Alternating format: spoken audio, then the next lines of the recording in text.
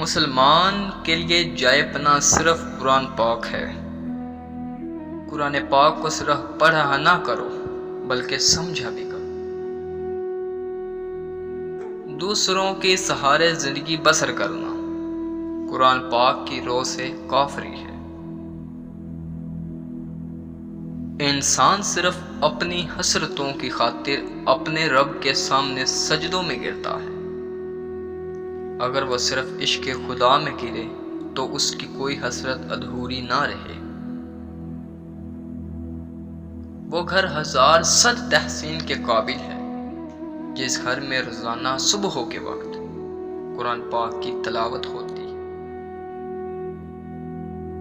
اللہ تعالیٰ انسان کے سجدوں کو نہیں دیکھتا بلکہ اس کے خلوص کو، اس کی نیت کو دیکھتا ہے۔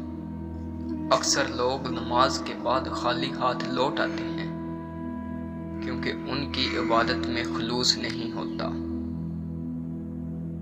وہ بندہ دولت اور صحت کی خواہش چھوڑ دے جو بخیل ہے اور ہمیشہ اپنے حق سے زیادہ کا امیدوار۔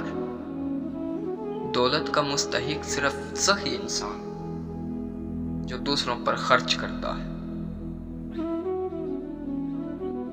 زندگی کا مقصد یہی ہے، جہاں رہو، جس حال میں رہو، خوش رہو، مطمئن رہو۔